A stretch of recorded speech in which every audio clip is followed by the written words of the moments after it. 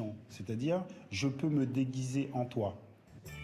Autant de questions pour voir l'actualité autrement.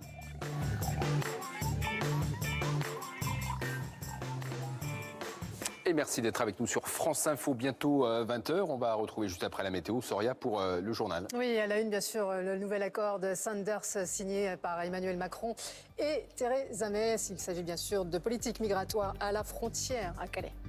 Merci d'être avec nous. Restez sur France Info. Juste après la météo, la suite de l'info.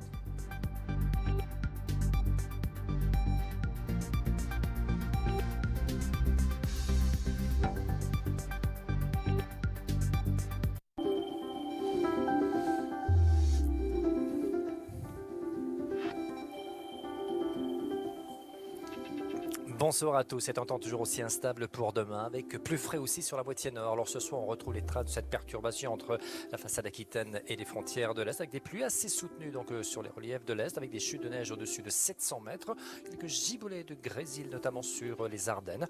Alors pour demain matin, eh bien, cette perturbation va effectivement se désactiver de plus en plus. Elle sera de moins en moins active entre les Pyrénées et les Alpes du Nord, avec toujours ce risque d'avalanche sur les Alpes du Nord. Et puis à l'arrière, on a ce front secondaire qui va balayer le pays, avancer très rapidement entre les Pyrénées et l'Alsace, avec des giboulées de pluie et neige mêlées sur le nord-est. On aura également quelques flocons ici sur les Hauts-de-France et du Grésil, sur la Normandie, quelques belles éclaircies quand même sur les régions centrales et un ciel bien lumineux, notamment sur la Côte d'Azur et la Corse. Alors pour les températures, les minimales demain matin, elles sont en baisse sur la moitié nord, 1 degré seulement pour Lille, 4 à Paris, 11 à Biarritz et 9 pour Bordeaux. Je vous souhaite une très belle soirée.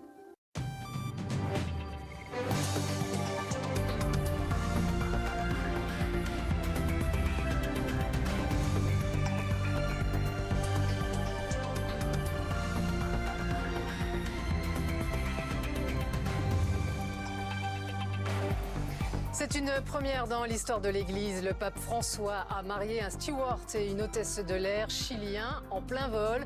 Paola et Carlos se sont dit oui à bord de l'avion papal. Le commandant de bord s'est improvisé témoin.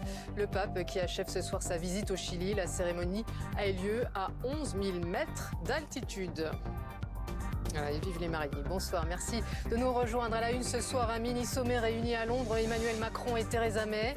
La première ministre britannique et le président français ont signé un nouvel accord, l'accord de Sanders, pour gérer plus efficacement les migrants à Calais. Un sujet commun, a déclaré Emmanuel Macron. Le jour d'après, à Notre-Dame-des-Landes, nous verrons que sur place, rien n'a bougé, ni les barricades, ni les zadistes qui semblent décidés à rester. Les gendarmes restent à distance de la zone pour le moment. La centrale nucléaire de Fessenheim doit fermer au plus tard en 2019. Le secrétaire d'État Sébastien Lecornu a commencé sa visite de 3 jours dans le Haut-Rhin.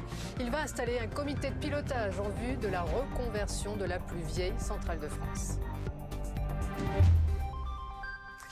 D'abord, on va faire un point sur la situation sur l'île de la Réunion. Vent violent, inondation, la tempête tropicale Bergita frappe l'île de la Réunion. Pas d'alerte rouge, mais des précipitations impressionnantes. L'alerte cyclonique orange est déclenchée avec une vigilance renforcée dans le sud.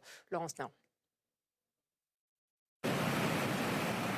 Une rivière déchaînée, gonflée par les pluies torrentielles.